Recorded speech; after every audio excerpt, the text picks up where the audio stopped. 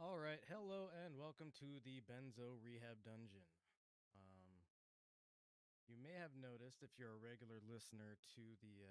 Oh, hold up. Let me try that again now that I've turned my audio back up. Hello and welcome to the Benzo Rehab Dungeon. You may have noticed if you're a regular listener to the podcast that there was no interruption to the theme music today, and that's because we're going to be trying out a little bit of a different format than we normally do, which is nobody showed up for work and I'm the manager and I have to run the floor now.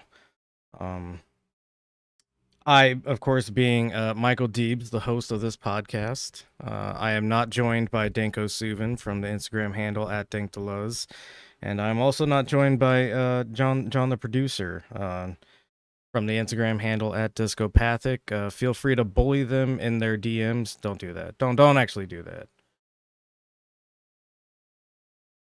So there's a couple of important things that I wanted to talk about today, and you know, being as I have nobody to banter with. I suppose we'll get right into it. If anybody wants to know how I'm doing fine.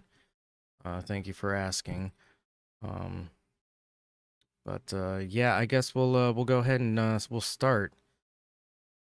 Um, all right. Well, Madison says too late already bullying Danko. That's how we're gonna do banter. Is the audience is gonna help me create content by sending messages to me. I'm good, thanks, Madison. Um, so let's go ahead and we'll drop into the first link, um, which is the White House has decided to redefine what what a recession is. Because we're entering a recession, and they don't want to admit that we're in a recession. This is actually something that's been kind of in my mind emblematic of the Biden presidency. Is that the Biden presidency, really made it the presidential campaign, really made a lot of its political points, and probably most of the reason that Biden was elected in the first place is because Trump was an evil, naughty liar who, was uh, basically running counter of the reality of things, um, living in a complete, bizarro world of what's happening.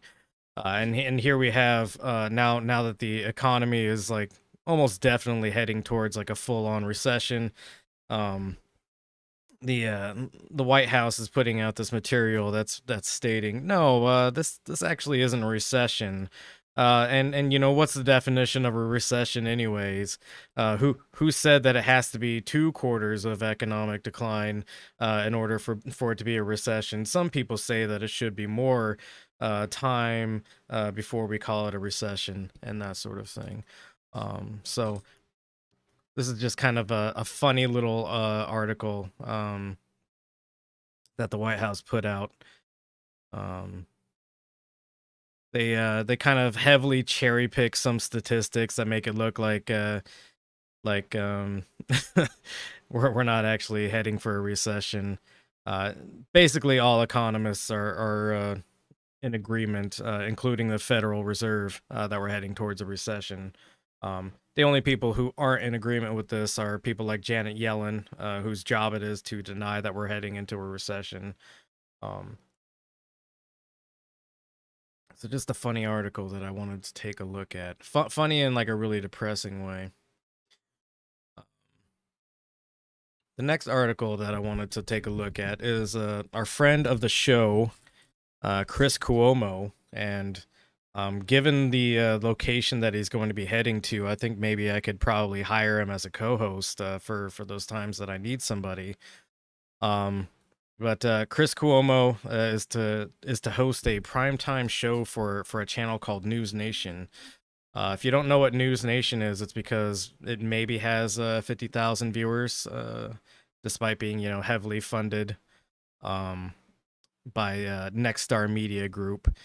I forget what other stations Nexstar owns, but basically this is kind of their new like center right shit lib media uh, endeavor. I watched a little bit of it. A lot of like I said, shit lib kind of takes on the broadcast. Um, a lot of propaganda, of course. That was one of the I watched one of their live streams, and this guy was talking about how you know the murder rate in Denver has gone up quite a bit, and of course the police chief there is saying that it's because there's a lack of police officers that are both joining the force, and a lot of police officers are leaving the force because they, get butthurt every time you tell them that they can't shoot a black person anymore or something like that. Basically doing the whole like, oh, this country's getting too woke for me to do my job properly sort of thing. Um, but I will remind everybody that the police don't actually solve murders. They sometimes solve murders. They don't prevent murders, is what I mean to say. The police really can't do anything to stop a murder if a murder is going to happen. At the very least, they act as like a psychological barrier to doing a murder, but oftentimes that's not the case either. Um, in general, America has seen a decline in violent crimes. Property crimes, kind of rise and fall here and there depending on the economy. But violent crimes in general have trended downward for the last 20 years. There's been a pretty steep rise lately, but it has nothing to do with the rhetoric around the police. It has everything to do with people being in such economic dire straits that they're, constantly miserable, constantly in positions they don't want to be. Maybe making their living by doing things that are extra legal. Whether they should be extra legal or not is up to debate. But you bring in crime by oppressing people and making them desperate enough to do crime. Um, Anyways, that's a tangent off of the Chris Cuomo stuff. Chris Cuomo, it should be noted, he's being hired by News Nation, so News Nation is fine with a guy who was running propaganda for his sexual harassing brother. They were doing puff pieces on CNN primetime, with the two brothers talking about local New York politics sort of stuff. With one of them being the governor, who was embroiled in a bunch of sexual harassment scandals at the time. So, very cool pickup from News Nation, and I wish them the best. Maybe we'll see. I know his older brother Andrew Cuomo has already tried to make a comeback. We played a clip of that a couple of episodes ago. But yeah, best of luck to both of them. Um, Another silly little story that I found. Uh, so the Democrats introduced bill to enact term limits for Supreme Court justices. I don't necessarily disagree with what they're trying to do here, and I think at the very least you should try. Um, what I will say, however, is that I think this is basically got no shot in hell at ever passing, ever being codified into law in any kind of way. Um, so, a group of House Democrats introduced a bill on Tuesday to enact term limits for Supreme Court justices, arguing that the move will restore legitimacy and independence to the nation's highest court. I think that's already a problem there because the Supreme Court has no constitutional backing whatsoever. to say that it's the it needs some kind of legitimacy and independence when it's something that doesn't even have a basis for existing is pretty peculiar language in the first place. Really, the thing that should be happening is the abolishment of the Supreme Court. And Congress doesn't really want to actually do that because then they would actually have to write laws, um, and they would have to do things like codify Roe v. Wade through actual legislative approaches rather than just relying on the Supreme Court to maintain basic human rights for people. Since they don't want to do that because it's tricky and you would have to do things like get rid of the filibuster. And when you get rid of the filibuster, you also have to admit that, like, probably 15 to 30% of Democrats are actually against abortion, but they, vote along party lines because it's convenient for them to do that. Um, you would have to admit a lot of things if you got rid of the Supreme Court. But of course, they don't want to do that, and so what they're going to do instead is they're going to put forth this legislation that's got no chance in hell of passing. It may pass the House, but once it reaches the Senate, it's not going to make it anywhere. Um, they won't, they won't get rid of the filibuster, so they're not going to have a super majority on this because they basically have a 50-50 split with the way Manchin and Sinema vote. And then even then, let's say all the stars align and it finally makes it up to Biden's office for signing.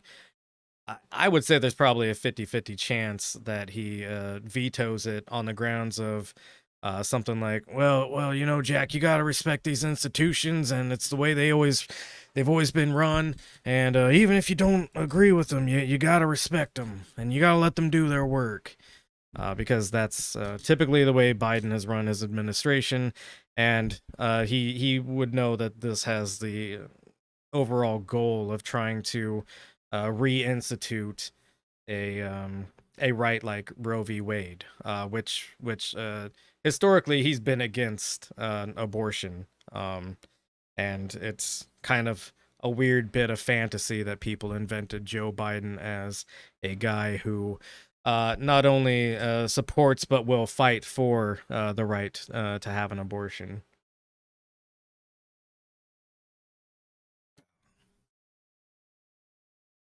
Um, and then one more piece of news that I wanted to get to before we look at the main topic of tonight, which is Uber. Um, and I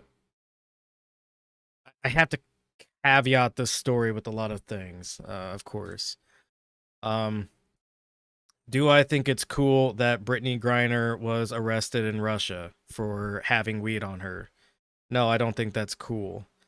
Um, do I think that Brittany Griner is the most important issue in the world right now, as somebody who, whether you agree with the law or not, broke a law in another country, probably is being held under some dubious sort of pretenses, um, was probably definitely targeted by Russia to keep as some kind of political prisoner. Yeah, of course. But that's also partly why you don't go to a place like Russia, and you definitely don't go to a place like Russia and break the crime or break the law in Russia. And I know somebody's going to end up bringing it up or end up thinking it. The argument that's always given is, well, she was in Russia because the WNBA here in America doesn't pay very much, and so she was making extra money in the Russian Women's Basketball League. I don't know what it's called. It might actually just be called the Russian Women's Basketball League. Um, yeah, that's all well and good, but she makes substantially more than most people make in America in the WNBA, and I don't think that the pay gap disparity between the NBA and the WNBA really justifies going to a country like Russia and breaking the law there and being mad when you get arrested. I don't think the NBA should make as much as it does. So that argument doesn't really have a whole lot of sway with me. When I already think that the problem is that the NBA makes as much as they do, not that the WNBA doesn't make as much as the NBA. Um, that's a different conversation. But the very basic fact is that she's arrested in Russia for carrying a substance that's illegal in Russia. And I think it's bizarre how much kind of hay has been made about this point. And I think it's kind of a failing political message to condemn a country like Russia for arresting a black woman for possession of marijuana, when you are a country that arrests black women for possession of marijuana basically every fucking day. So if we want to, raise the alarm about Russia arresting black women for possession of marijuana, I think we need to look inward and see the everyday people who in our own country get arrested for possession of marijuana, despite the fact that it's legal in many states. And our current president, who more or less made promises to make it federally legal, still has not done one single fucking thing to do so, despite the fact that he's going to now negotiate for this prisoner. And again, I don't think it's good that she's arrested. I think she should be freed. I think political prisoners are shitty. I just think it's a fair bit of hypocrisy for us to be so alarmed and outraged because a oligarchical nation that's recently done an illegal invasion has arrested someone on political terms. Um, because again, looking back at America, people may remember that America did not one but two illegal invasions, and has arrested thousands, if not tens of thousands, of people on political grounds, and have kept them in places like Guantanamo Bay, where we're very well aware that torture has occurred and probably still occurs. Um, we're on the second or third president now that's promised to get rid of Guantanamo Bay, and for some reason will not get rid of Guantanamo Bay. So nothing personal against Brittany Griner, but I think the attention given to this case is completely outsized based off of what's happening. There's nothing to indicate that she's being beaten senseless in a Russian prison somewhere. She's probably not being treated the best ever, of course, but neither is anybody in American prisons who are arrested for the same crime. So that's kind of my take on that. But the Biden administration decided to offer a prisoner swap, to free her and another jailed American, Paul Whelan. Which, if you look into Paul Whelan, he's a weirdo. Probably was spying in Russia, and they arrested him on spying charges in Russia. But of course, since he's American, how dare we, or how dare Russia arrest somebody for espionage charges, right? Because Russia could never have its own state interest or anything. It's only America that's allowed to have state interest. He's also kind of like a piece of shit that does a bunch of like shady dealing with security contractors and that sort of thing. And then the guy that we're trying to do the prisoner swap with is a guy named let me see if I can find it. It's Victor something.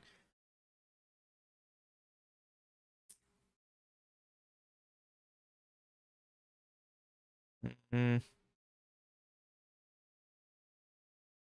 I think it's actually unconfirmed that it's this Victor guy to begin with.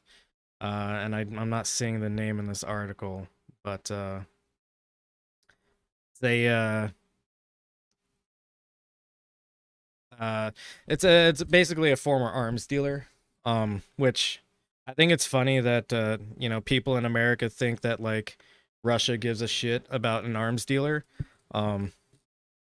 Arms dealer is a job description, not a like it's not a fucking superpower, you know what I mean? Like, you could find anybody else to be an arms dealer if you need an arms dealer. You really just need a guy that has like no morals and no ethics, and you just put him in the position where he's making deals with people who probably shouldn't have weapons. you're not gonna like free this guy who was an arms dealer, give him back to Russia, and Russia's gonna be like, oh, thank God, we got the guy back that does the weapons deals with third nations, or yeah, what did I say? Third world nations is what I meant to say. Um, you know, they've already, if that was something that was run by the Russian state, they've already found another guy to do that job. I guarantee you. Uh, the world in general has no shortage of deranged lunatics who will sell weapons to the highest bidder or even the lowest bidder, depending on what they want to happen in the world. Um, so trying to trade a guy who probably has no actual use to Russia uh, for two Americans who were probably arrested on for the law of the land, legitimate reasons. Doesn't seem like a trade that's going to be taken. And as far as I know, this trade has not been taken so far. So that's where we stand with that. All right. We will get to the meat and potatoes of tonight's episode, which is the story about Uber, which I'm surprised has not gained a whole lot of traction in the news. And this is one of those cases where this should be like a massive story, given the people who are involved and the implications of what's been done. A lot more people should be paying attention to this.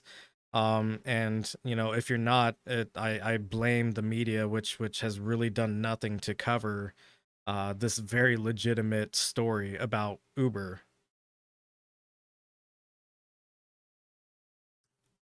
And several people have mentioned, you know, what the topic of tonight's episode is. Uh, they've all commented that they don't know what the Uber story is, or you know, why are you talking about Uber tonight? Which I think is indicative of how little traction this story has gotten, despite the fact that it should be a huge story. Um, so the headline here, this is a Guardian article. Uber broke laws, duped police, and secretly lobbied governments, leak reveals. More than 124,000 confidential documents leaked to The Guardian. Files expose attempts to lobby Joe Biden, Olaf Scholz, and George Osborne. Emmanuel Macron secretly aided Uber in lobbying France. Text reveal. Company used kill switch during raids to stop police seeing data. Former Uber CEO told executives violence guarantees success. And those are just the bullet points at the top of the article. So the leak comes from, let's see if it, yeah. So on Monday, Mark McGann, Uber's former chief lobbyist for Europe, the Middle East, and Africa, came forward to identify himself as the source of the leaked data. And he says, "It is my duty to speak up and help governments and parliamentarians right some fundamental wrongs," he said. "Morally, I had no choice in the matter." Little bit of deception on McGann's part, because he's been doing lobbying in these countries the entire time. And just now, I guess, found it in his heart to come forward with this story. And maybe he had some reasons to fear coming forward with the story. I don't know, but I'm less inclined to give him the benefit of the doubt as being a good faith actor in this case. He's probably seeking some kind of fame, or some kind of, I don't know, whatever he can get out of it, a book deal or something. There's ulterior motives on his part, because during the time that all these crimes happened, he was the guy doing all the lobbying, and very much aware of what was going on, because he has all this information. So the cache of files, which span 2013 to 2017, includes more than 83,000 emails, iMessages, and WhatsApp messages, including often frank and unvarnished communications between Kalanick and his top team of executives. Kalanick is the former CEO of Uber. He's been replaced by a guy whose name I forget, who's promising that the company has turned a new corner. But why would we believe that? So, in one exchange, Kalanick dismissed concerns from other executives that sending Uber drivers to a protest in France put them at risk of violence from angry opponents in the taxi industry. Uh, and what Kalanick replies with is, "I think it's worth it," he shot back. "Violence guarantees success." Um, so basically saying that, if these taxi drivers protest and they get violent, that gives us more credibility. And of course, this is a pretty sure bet because the police work the same in every country, and you get protesters out in the street, and then you get a police force that, despite the fact that nothing's being destroyed and nobody's being beaten to death or anything like that, the police, for some reason, march the opposite direction of the protesters and create a violent conflict out of that. So anytime you see protesters clashing with police, it's almost guaranteed that it's a political maneuver by the state to basically justify a violent response to the protest that has to become violent because they're clashing together.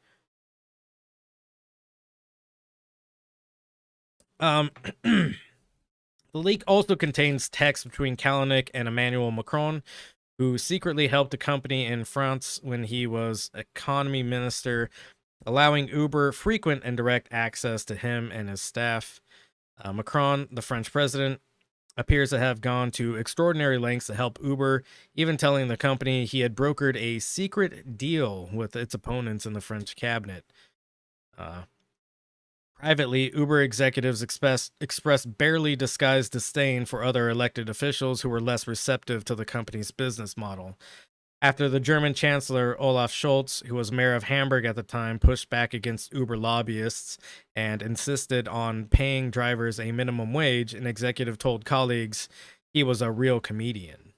Uh, when the then Vice President, Joe Biden, a supporter of Uber at the time, was late to a meeting with the company at the World Economic Forum at Davos, Kalanick texted a colleague, "I've had my people let him know every minute late he is one less minute he will have with me."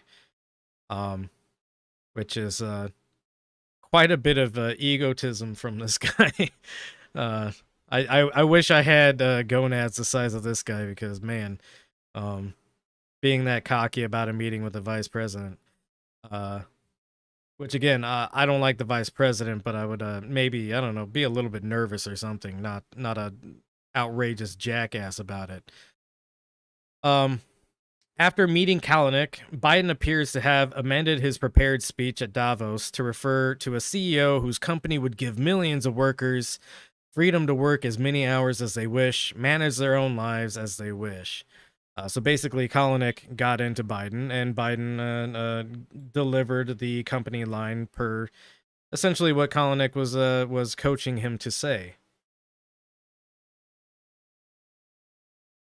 Um, so it goes into a bit of the investigation that they've gone through so far.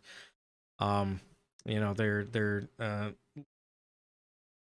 more than 180 journalists are involved in this, going through all the documents. 124,000 documents is a lot to go through, of course.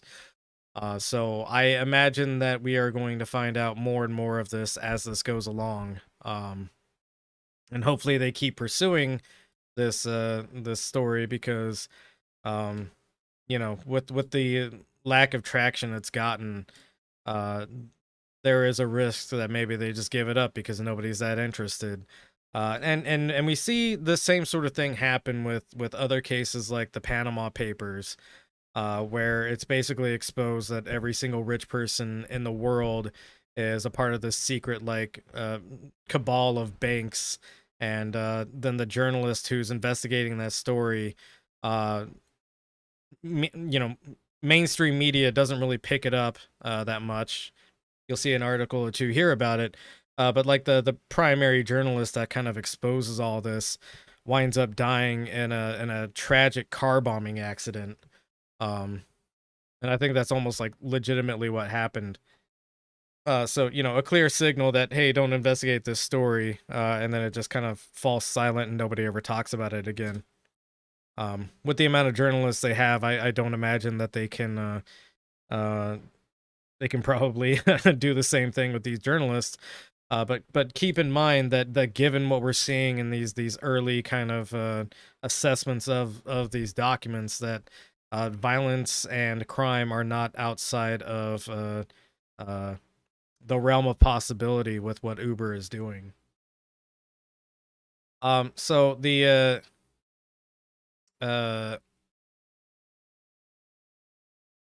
yeah, so the new CEO, Dara Khosrowshahi, Shahi, I think is how you say his name, and I apologize, I'm not very good at East Indian names. But he's issued a statement on this, which is we have not and will not make excuses for past behavior that is clearly not in line with our present values. Instead, we ask the public to judge us by what we've done over the last 5 years and what we will do in the years to come.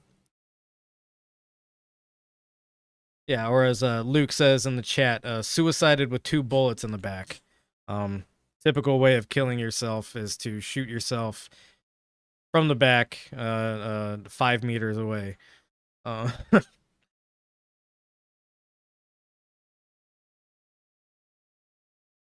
Normally, these little sip breaks would be filled in with banter from the boys, who I am missing right now. I should probably be nicer to them.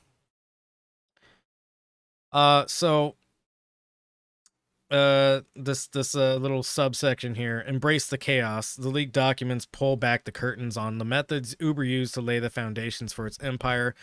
One of the world's largest work platforms, Uber is now a $43 billion company, making approximately 19 million journeys a day. So a lot of what they did, which we already know and we could already allege about them, is that they undercut established taxi and cab markets and put pressure on governments to rewrite laws to help pave the way for an app-based gig economy model of work. That's kind of just like the tip of the iceberg of what they were doing. We'll go down to the kill switch here. The kill switch. Uber drivers were undoubtedly the target of vicious assaults and sometimes murders by furious taxi drivers, and the cab hailing app in some countries found itself battling entrenched and monopolized taxi fleets with cozy relationships with city authorities. This is not necessarily in defense of the taxi industry writ large, which does have a lot of monopolies.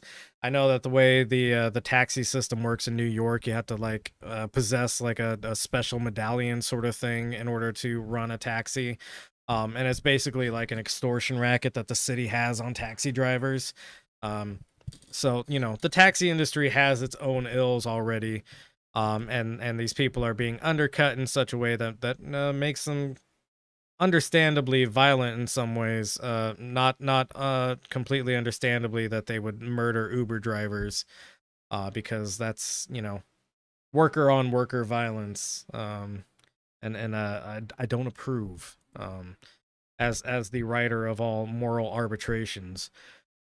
Uh, so Yeah, so Uber often characterized its opponents in the regulated taxi markets as operating a cartel. However, privately, Uber executives and staffers appear to have been in little doubt about the often rogue nature of their own operation. In internal emails, staff referred to Uber's other than legal status or other forms of active non-compliance with regulations in countries including Turkey, South Africa, Spain, the Czech Republic, Sweden, France, Germany, and Russia. One senior executive wrote in an email, "We are not legal in many countries. We should avoid making antagonistic statements." Commenting on the tactics the company was prepared to deploy to avoid enforcement, another executive wrote, "We have officially become pirates." Neri Hordeyan, I think is how you say that. Uber's head of global communications put it even more bluntly in a message to a colleague in 2014 amid efforts to shut the company down in Thailand and India. Sometimes we have problems because, well, we're just fucking illegal. So the kill switch, and we'll get to what the kill switch actually is. Oh,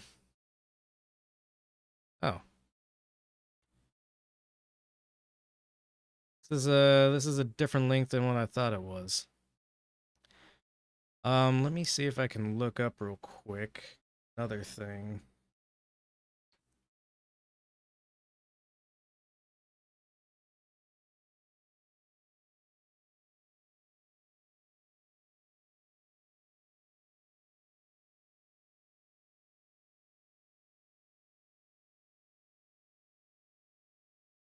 Here we go. So the kill switch was basically whenever they found out that maybe some authorities were going to raid one of their facilities to do some investigatorial work on the crimes they were committing in their country. And this happened in multiple countries. The kill switch was basically a thing that they could employ to erase all the data at one of their locations. And so they use this quite a lot, of course. And then another thing that they used, and this is actually something that we've known about for a while. So I'm surprised I didn't make it into the article that I was looking at. But again, I think this is still very much a developing story, with a lot more information to come out soon.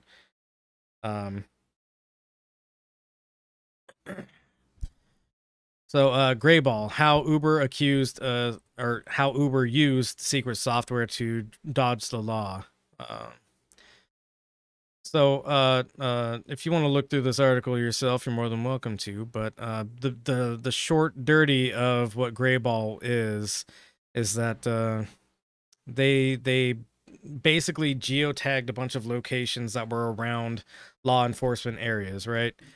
So if Uber was operating in a location that it was technically illegal for Uber to operate in, they would geotag like kind of like all the law enforcement like centers, so like courthouses, police stations, that sort of thing.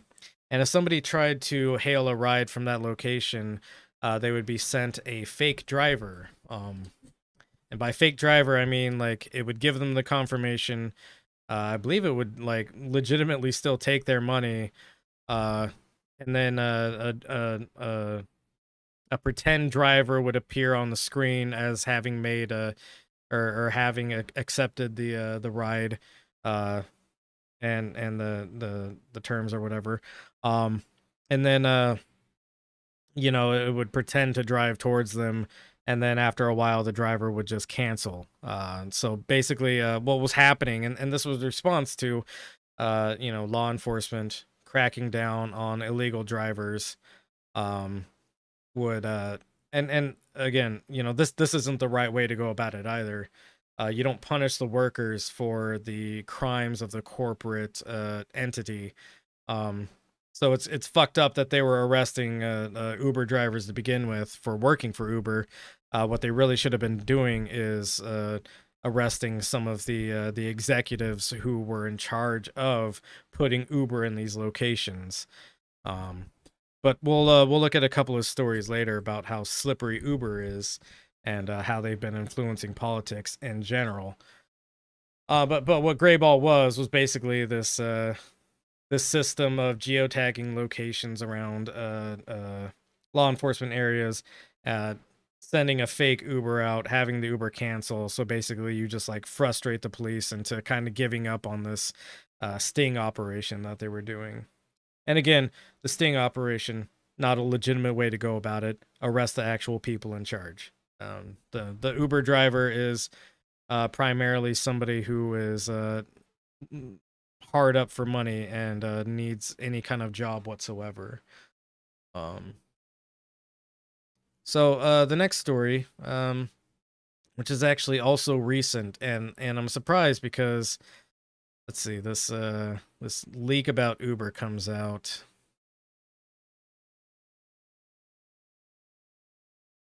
So it's July 11th that this big reveal about all the leaked documents comes out for Uber.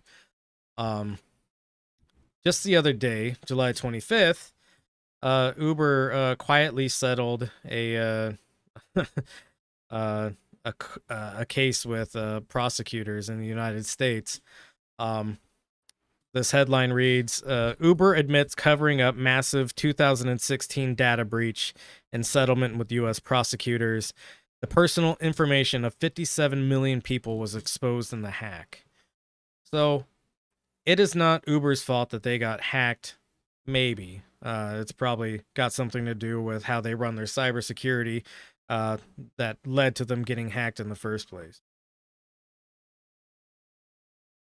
But, you know, we don't blame somebody who left their windows open for being robbed. Even if, you know, like, you should probably close your window at night. So, Uber admitted to covering up a massive cybersecurity attack that took place in October 2016, exposing the confidential data of 57 million customers and drivers as part of a settlement with the U.S. Department of Justice to avoid criminal prosecution.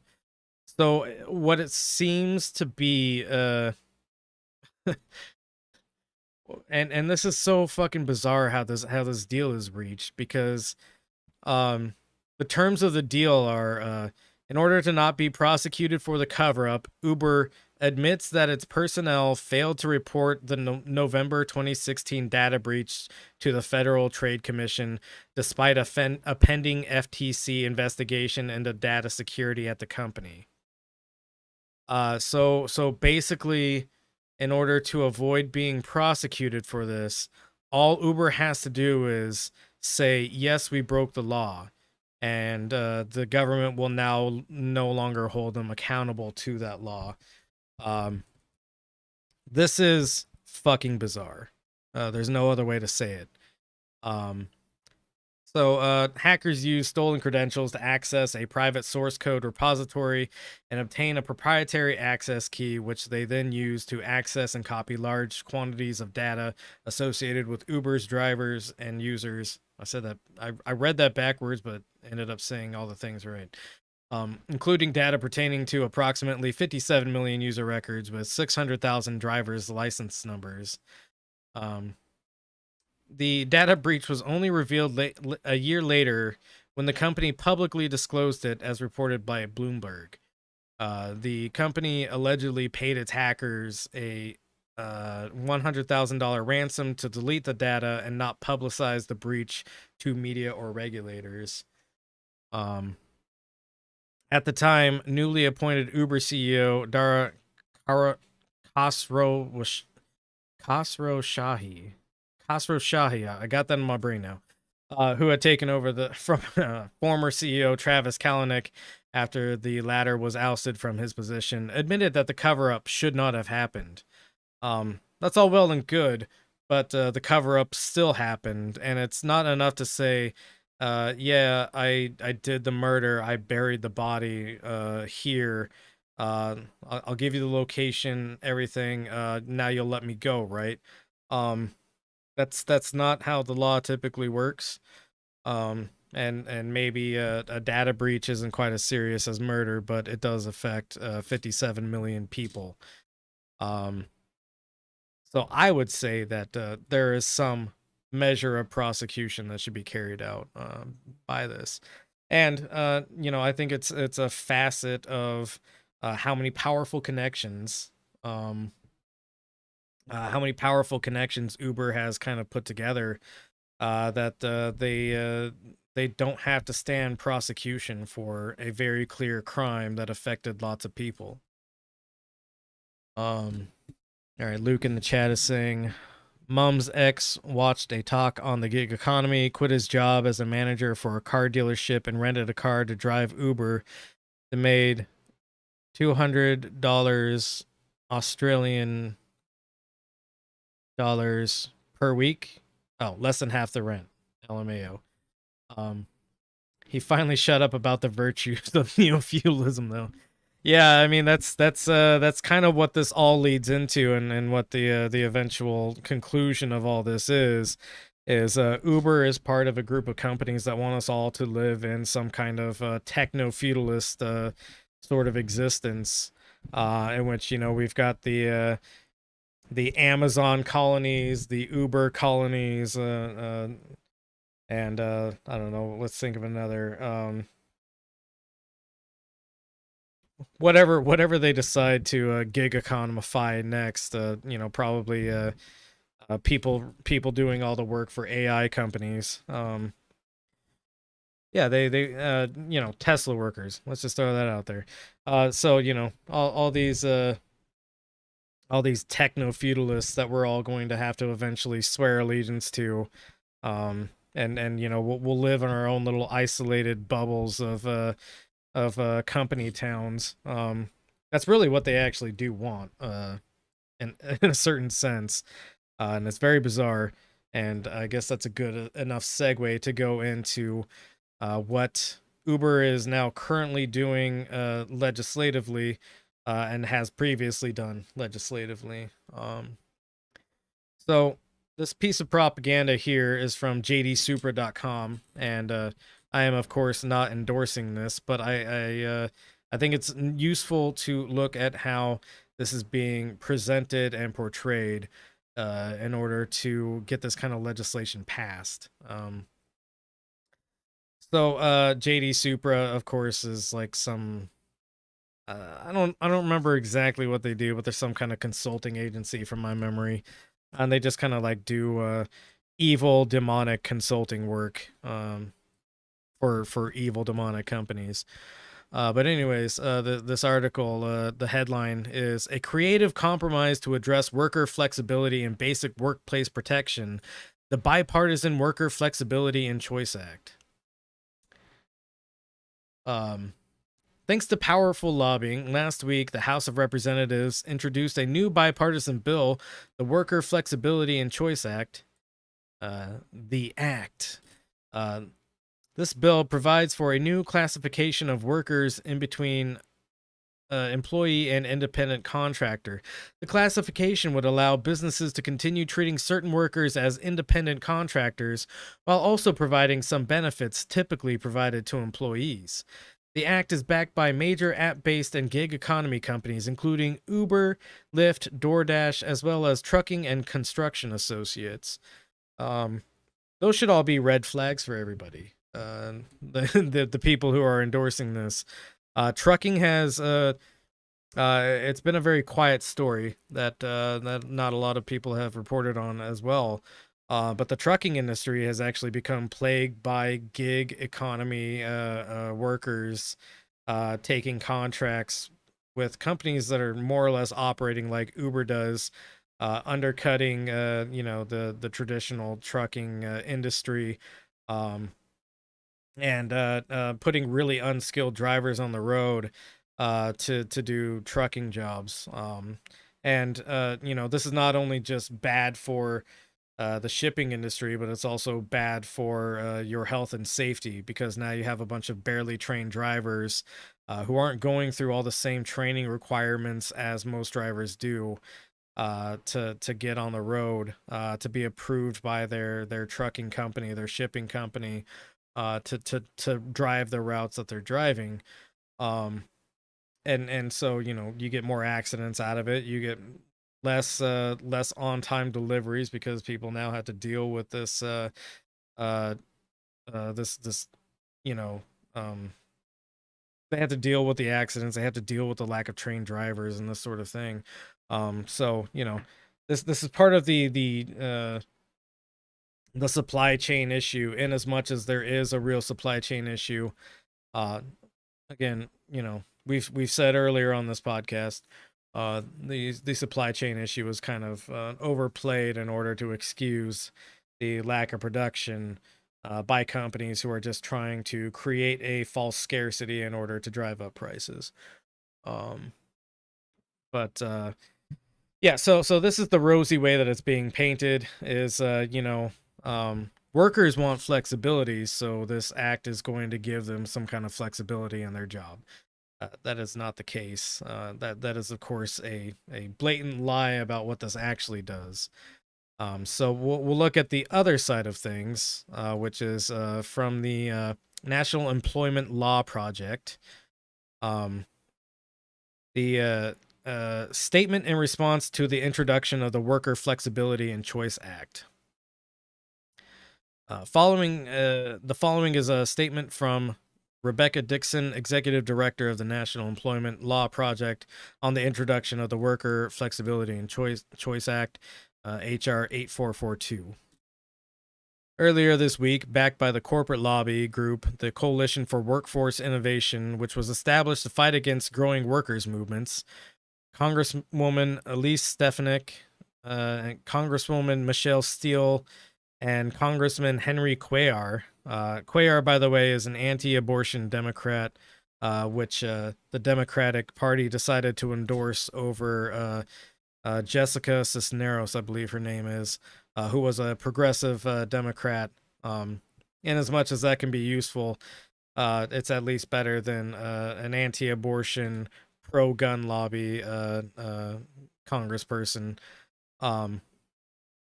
And I believe Cuellar won his runoff because it was, even though the Democratic Party had backed this absolute hog person of a congressman, Jessica Cisneros still gave him a run for his money because she actually represents what people want more. She just didn't have the name recognition that comes with the backing of the DNC, which throws tons of money at Cuellar. And then it's also worth noting that Elise Stefanik is a Republican from New York, and Michelle Steele is a Republican from California. So these false beliefs we have about red and blue states and what actually happens in them politically, I think should probably be put to bed at some point. I actually and maybe I'll talk about this some other time, but I have a theory that California is going to flip red soon. But neither here nor there. This bill would radically erode fundamental worker protections in the United States to the benefit of big corporations, allowing them to require workers to sign away basic rights as a condition of work. The bill would also establish a second-tier employment class of disproportionately black and immigrant workers working in arduous and underpaid jobs without minimum labor protections, growing poverty and radicalized economic inequality. The bill seeks to codify the false choice between scheduling flexibility and foundational rights. Because the Fair Labor Standards Act is already compatible with worker flexibility, it would be a fatal mistake for Congress to create a carve-out for companies that demand worker flexibility agreements of their workforce. Corporations already have the ability to deliver flexibility to workers. Instead, they are using this bill to dramatically degrade the quality of work, including the basic requirement that they pay minimum wage and overtime for countless workers across the country. And that's really all you need to read out of that. It's just a fucking lie that this is for worker flexibility. Most states have like a 2 or 4 hour minimum of like working hours whenever you report to work. And if you can't like find some flexibility on like 2 or 4 hours of work, you're not running a schedule right. And if you can't like figure that out, then like maybe you don't deserve to be running a business in the first place. But basically, the idea is that having worked a lot of jobs where I end up doing overtime a lot of times, I've worked jobs where I'm on call a lot, and so when they call me in after hours, when I'm on call, they have to pay me a minimum of 2 hours, regardless of whether or not I do 2 hours of work. And so what this does is this creates kind of like a nice shield between what the worker can be expected to do and what the corporation can ask the worker to do, without some kind of like punitive measure against them. Which is basically to say like they can't demand anybody to work at any time of the day for 15 minutes and only pay them 15 minutes worth of wages. They have to have a legitimate reason to call this person into work, and then they have to pay them a fair 2 hours or 4 hours in some case wages, uh, just for putting them out in that way. And this is kind of no different from how the gig economy should work, in as much as I do think there is some legitimate purpose to have gig workers here and there. You can't make permanent industries out of some things, especially like taxi driving for special events.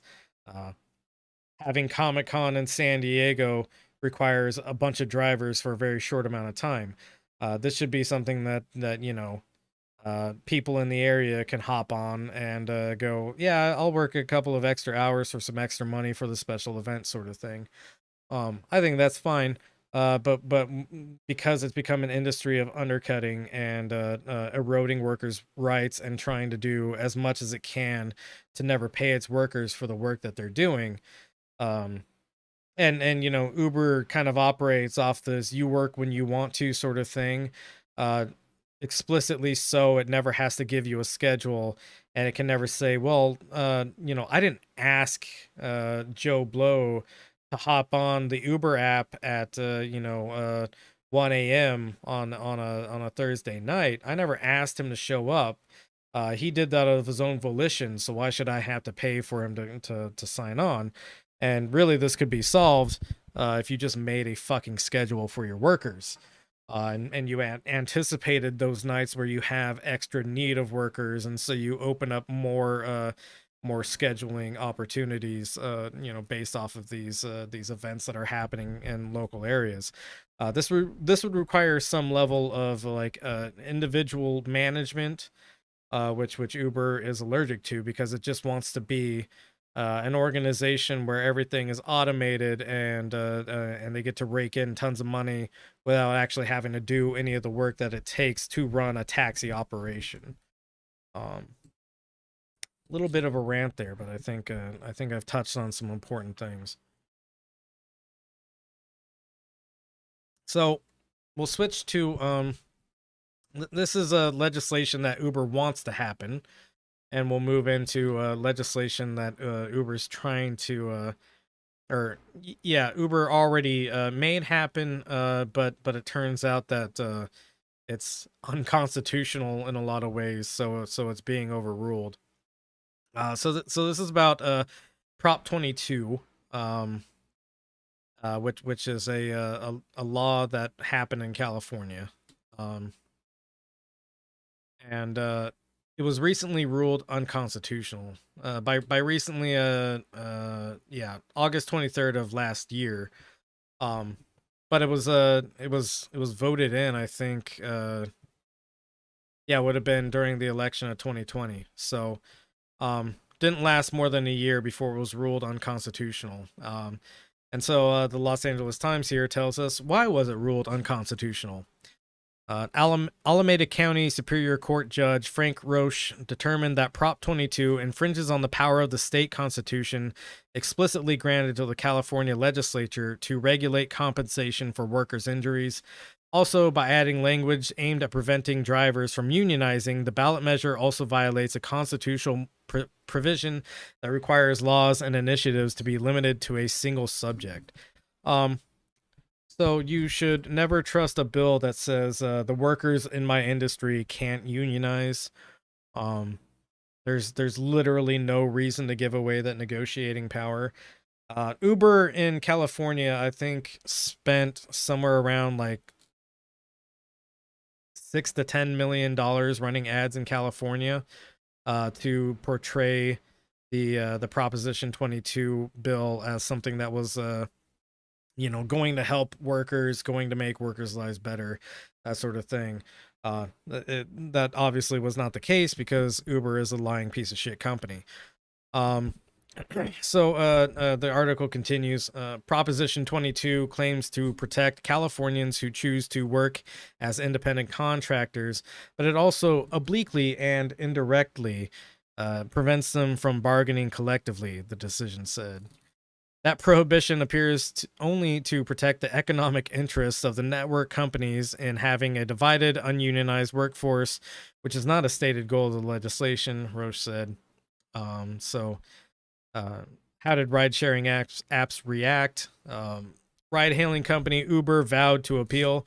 This ruling ignores the will of the overwhelming majority of California voters and defies both logic and the law, said the Uber spokesperson Noah Edwardson.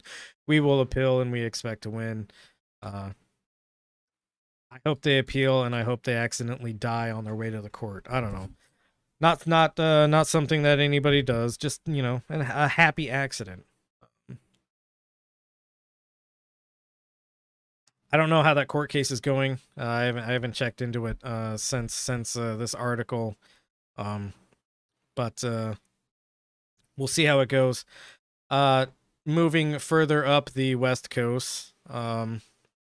This is from June 30th of this year. Hailed as a rideshare driver victory, new law lets Uber and Lyft limit labor rights.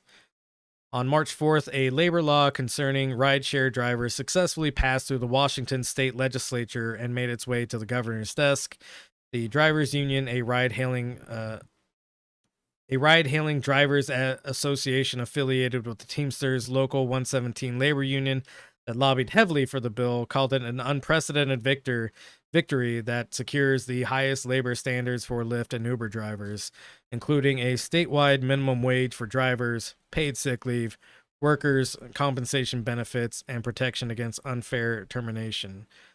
We'll go down. But for many labor leaders and drivers' organizations across the country, including the Teamsters' own regional and national leadership who lobbied against the bill, HB 276 was cause for alarm.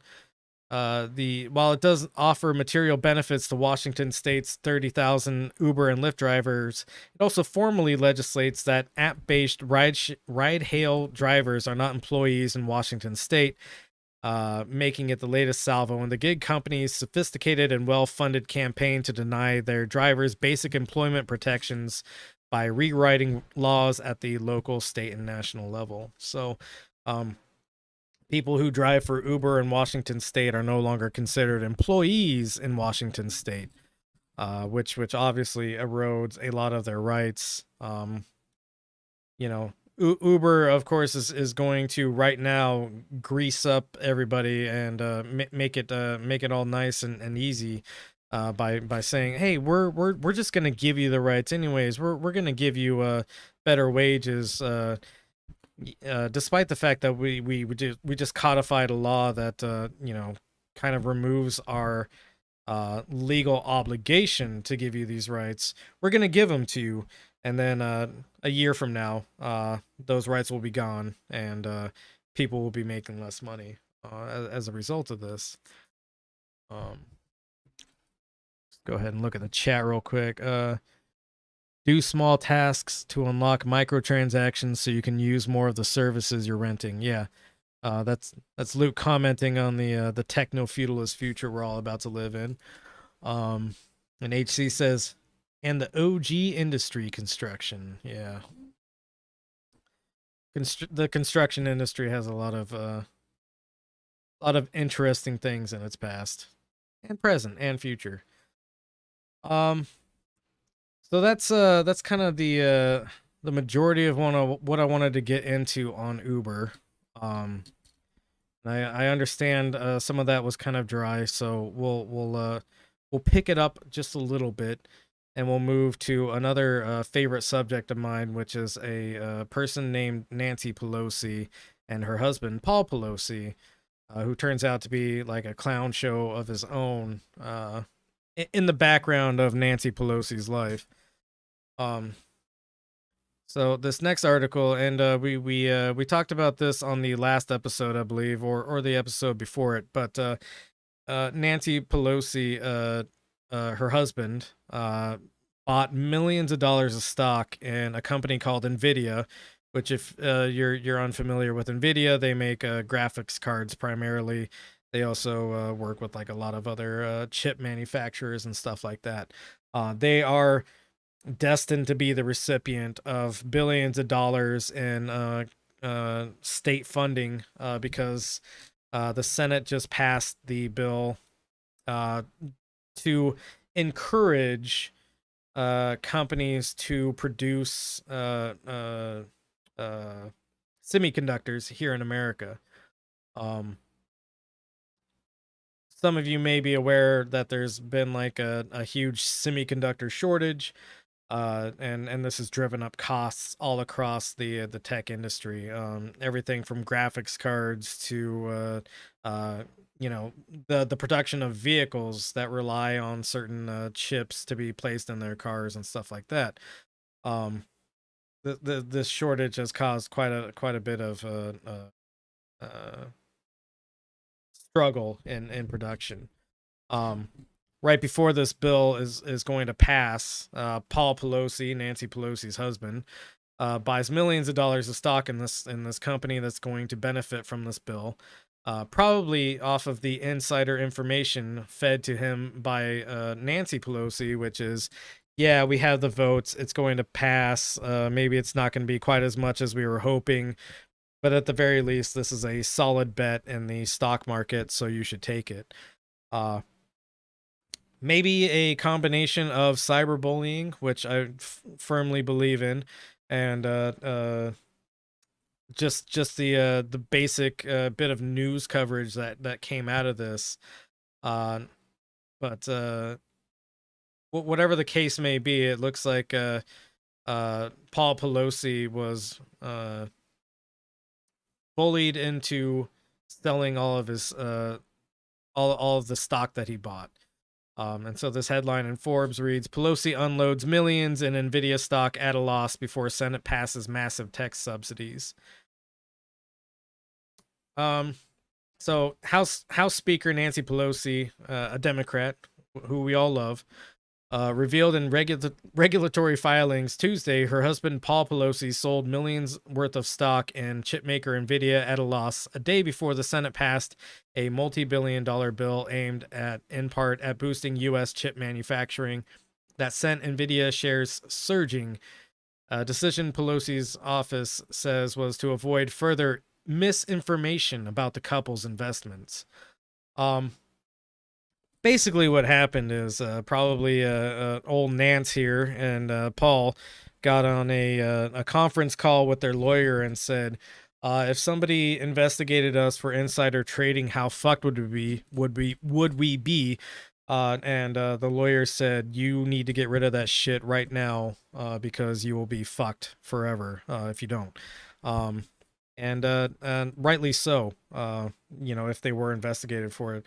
So they've narrowly avoided being investigated for something they do all the time. Other members of Congress do all the time. It's an open secret at this point that Congress does a bunch of insider trading.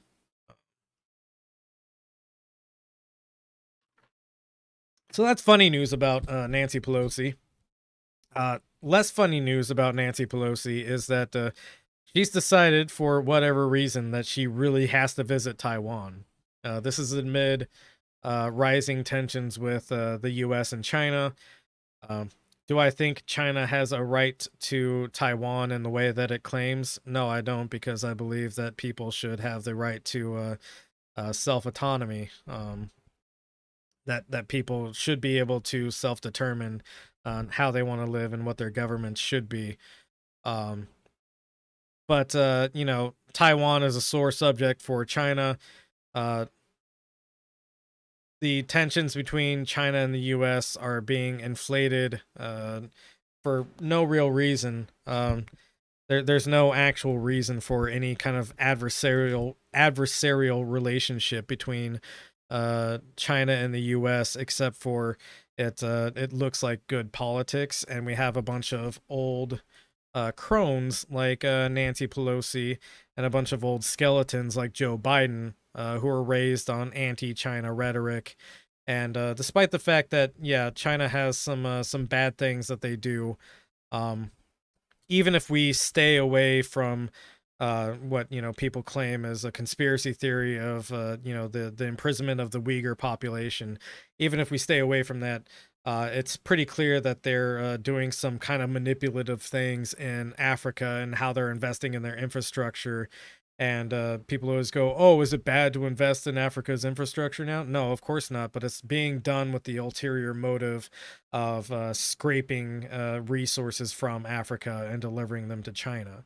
Um, it's it's a less violent version of imperialism and colonialism, but it's still both of those things.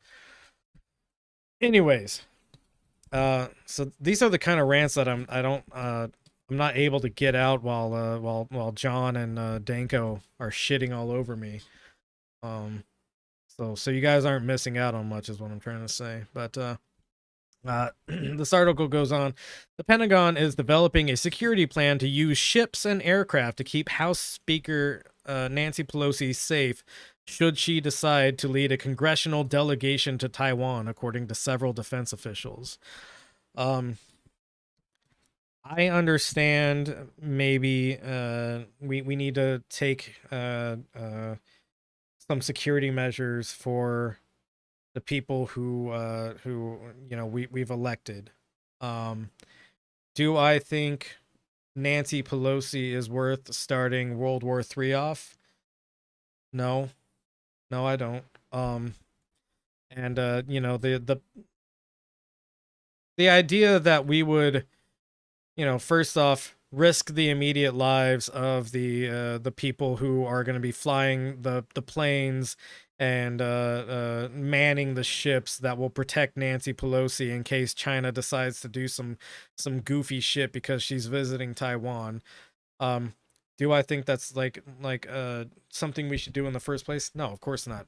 And the fact that Nancy Pelosi knows that these are the stakes involved in what she's getting involved with, maybe she shouldn't fucking do it, and maybe we shouldn't let her do it. Because there's no win here really. The U.S. doesn't have any like altruistic notions about what should be done in Taiwan. It's not a good faith actor in this relationship, just like it's not a good faith actor in the relationship between Ukraine and Russia. This is purely to stoke aggressions and to make the situation worse than it is.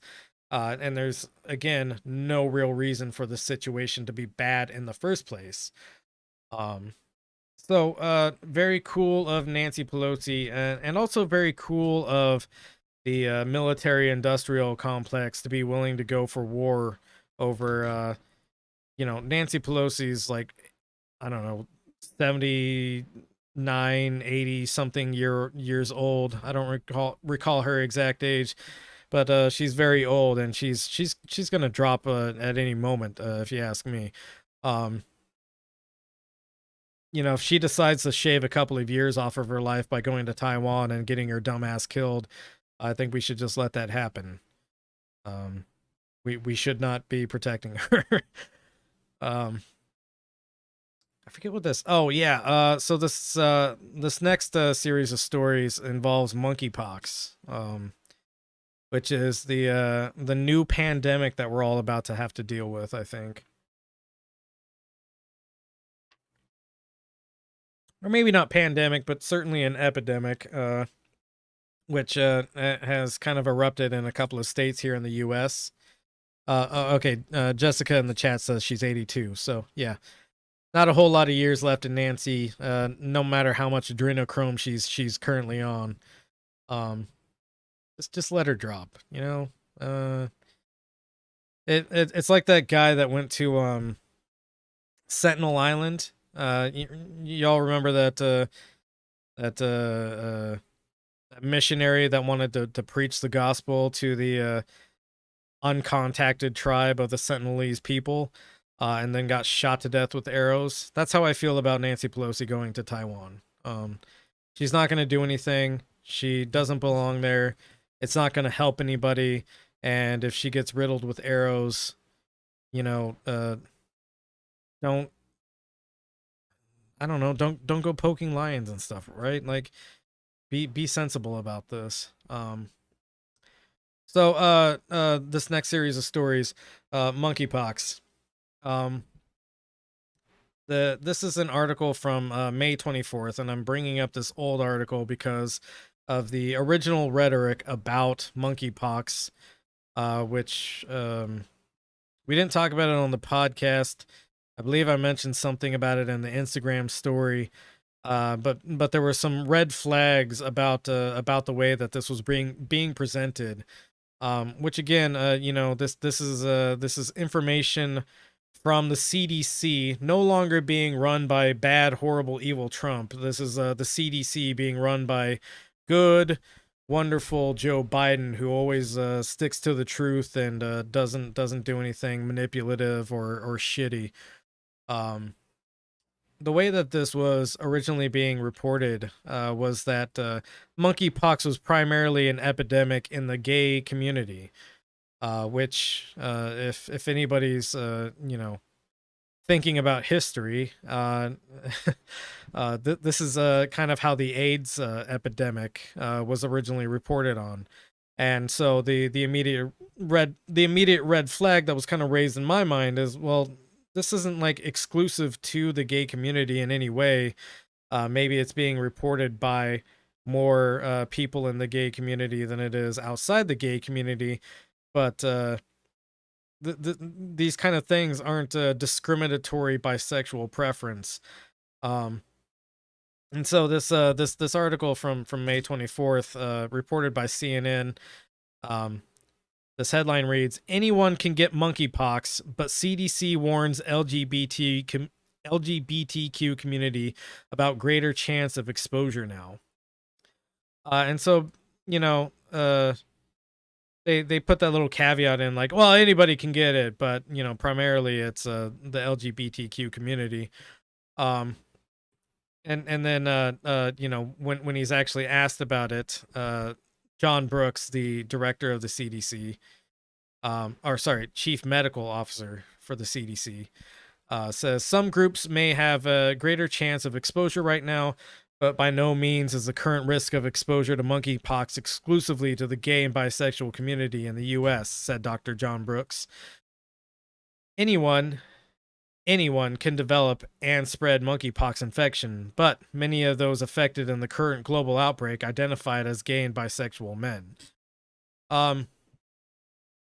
So they're now having to roll this back because of course that this isn't exclusive to any like sexual preference. Maybe it was primarily being reported more by a certain community, but even reporting that it's being reported by a certain community really doesn't make any sense, because this is something that can affect anybody. And maybe it's just nonsense from a public relations perspective, from like an information spreading perspective, and it makes people who are outside of those communities say, well, I'm going to be fine, which is exactly what happened with the AIDS epidemic. Is everybody thought to themselves, well, I'm not a gay person, and this is a disease that affects primarily gay people, so I'm going to be okay. I don't need to wrap it up or anything like that. And then it turns out that, oh shit, it spreads to straight people too. And then it turns into like a real crisis, because now Reagan can't just say it's only the gay people that are getting it. It turns out that it's like regular everyday people, just like good old Reagan himself, that are getting it. Reagan didn't get AIDS. I'm just saying that, the concept of what was good and regular at the time, those kind of people also started getting AIDS. And now we have monkeypox coming out. Despite the fact that like thousands of people in America have gotten this now, the Biden administration has yet, as of me putting these links together earlier today, has not declared this some kind of emergency or anything like that. There's rumors that he might declare it an emergency soon, but as far as I know, he hasn't declared it an emergency yet. Which, we can also bring this back to the perspective of Trump, and how Trump, initially kind of hid what was going on with COVID-19. And I'm not saying that monkeypox is going to reach the same level as COVID-19, but it is a real problem.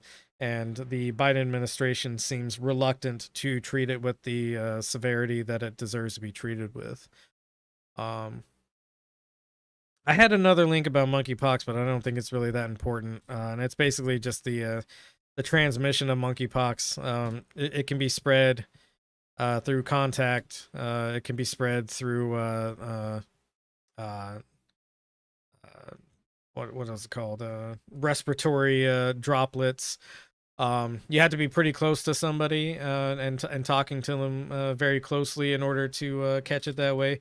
But it's still a possibility. And it just works like any other kind of disease, really, where as long as you have enough contact with it, it's going to spread to you. And it doesn't really matter what your sexuality is; it can spread to you. So we'll skip that next link, and we will go into the fun stuff that I had planned for the end here, which is Dave Rubin. Dave Rubin having to be a homophobe despite the fact that he is a homosexual man himself. So let me make sure my audio levels are okay here.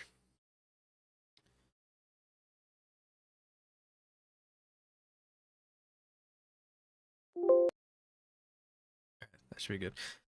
All right, so this is Dave Rubin explaining to a guest that he has on a show, which I believe is kind of a Jewish fundamentalist, if I recall correctly. Explaining to this guest that he has on a show about the ideal relationship that people should be involved in. Despite the fact that so what he's having to do is he's having to explain to lots of conservatives why he as a gay man is now the father of 2 children, which of course he and his husband did not have themselves, but used a surrogate for, well, 2 surrogates for, I think. I don't know the specifics about that, but they used surrogacy to become the fathers of children, which I think is completely fine, except for the fact that he has to toe this homophobic line in order to stay in the good graces of the conservative community that he's fostered. So here's Dave Rubin being a homophobe. A family generally is a father and a mother and then children. Are there ways, that is the norm. That is the norm, and I would say in some ways this is going to sound a little bit weird for a certain amount of people, but that is sort of the ideal. But in the world, not everything is always the ideal. So in the family that we are going to raise, we're obviously going to have 2 fathers. However, that is not me saying, oh, women are not important, or that there is no difference between men and women or anything like that. And it will it look different than the traditional family? Yes. But how many people do the traditional family truly right, with the best of the mother and the father, and don't do anything to screw up their kids psychologically or physically or anything else?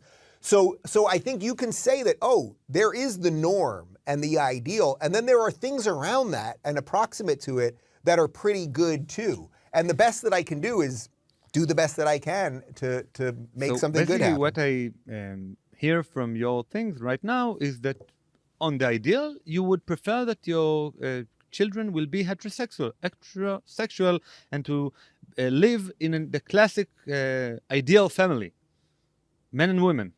Well, I wouldn't prefer, well, that's not exactly what I'm saying. I don't know that I would prefer that they would be. I would prefer that I am able to raise 2 children who are functional adults who have an understanding of the way the world works and can find some meaning in their lives and live a life that's important to them.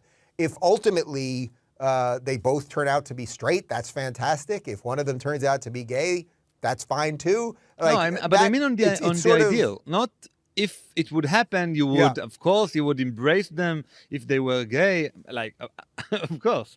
But this is not the question. Yeah. The question is, what do you think the ideal that you would teach not teach, but want your children to be? Yeah. I guess we're getting hung up maybe a little. I just love that pause there, where he realizes what he's being asked and what he now has to say in order to keep his line of logic. Where he has this like oh shit pause on his face, and goes, well, yeah, I guess I did just say if one of my or if both of my kids turn out to be straight, fantastic. If one of them turns out to be gay, I guess that's all right. Um, but yeah, this guy is a complete fucking hack, of course. And we'll watch another clip of his in a second. But I think it's amazing how he's put himself in this pigeonhole where he's relied on this grift of being the guy that left the left, so to speak. He was never like an actual leftist in any measurable way or anything like that. He's always been kind of a dunce that just repeats whatever line is put in front of him. When he was more of a shit lib, and he was on the Young Turks, his husband was actually doing a bunch of writing for him, and kind of really bizarre stuff that tended conservative to begin with. And it's always been kind of bizarre to me that, well, it's bizarre to me that the Young Turks think of themselves as some kind of leftist institution of media when they're really not. But even as shit libby as they are, it was always weird to me that this guy was on the channel. And mind you, I don't watch the Young Turks a lot because they annoy the fuck out of me. But yeah, so you know, Dave Rubin has this trajectory of being the guy that left the left, and he calls himself a traditional liberal or a classical liberal, which doesn't really mean much other than like being center right in a lot of ways.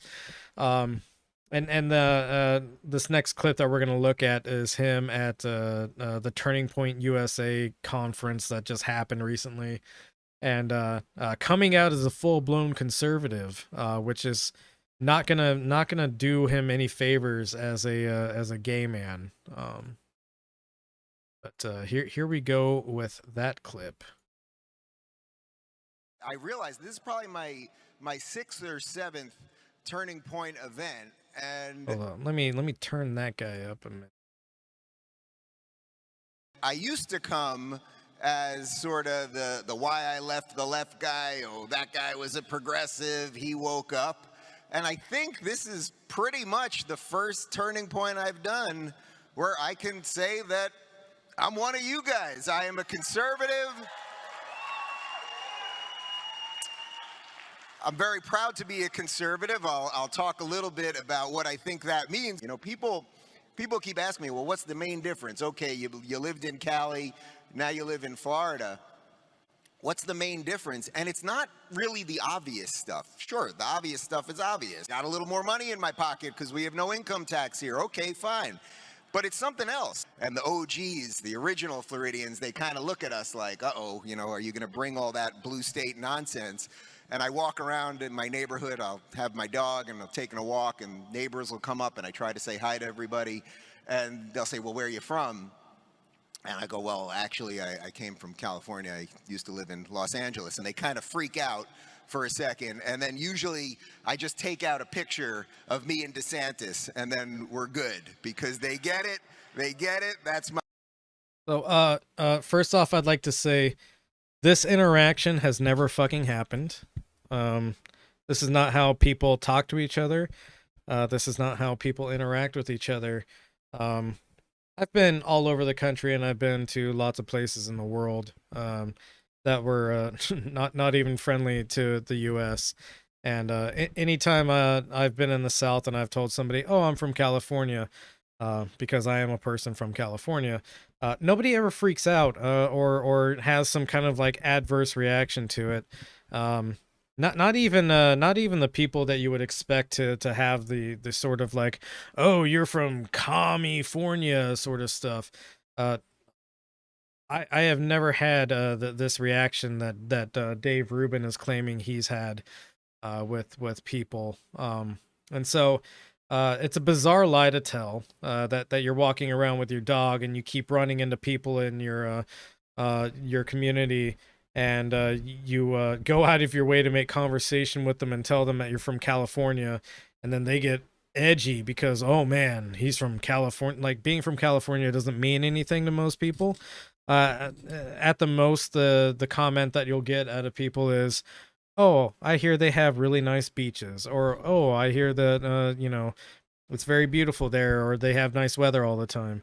Nobody freaks out because you're from California, and so this is a bit of fiction from Dave Rubin. And then also, apparently in this conversation, he just has this picture of him with Ron DeSantis at the ready so that he can present it at any given moment. It's just bullshit. It's just bullshit all the way through. But anyways, we'll let Dave continue to deliver his little fantasy here. My governor, yeah. I'm not that old. I'm 46. That may sound kind of old to some of you. I grew up before PlayStation, so that is a little weird. But I grew up in a time when it was kind of set. It was kind of set. Oh, America's good. Things kind of work. You know, you just do what you want to do, live how you want to live, you're going to be okay. Everything that we used to accept as real and true is no longer true, right? Your body parts don't match your gender. All of the stuff, 2 + 2 is now 5. Everything. All right, so this is another bit that deserves some commentary. Is all these things we used to know are true are no longer true. Your body parts don't match your gender. Dave may recall a period of history not too long ago in which being gay meant that there was something wrong with you. And so he as a gay man should maybe recognize the similar pattern of what's being said and put forth here in this argumentation, where you're a boy that likes boys. You should actually be a boy that likes girls because that's what's normal here in America. That used to be the accepted truth. Dave Rubin lives in opposition of that truth. And so him punching down on this new group of people who and I don't mean new group of people in terms of they're people who haven't existed with us through time, but new group of people in that it's perceived as something new that's coming out of nowhere, which is really just a facet of people being more accepted in general and feeling more comfortable in expressing themselves the way they want to express themselves.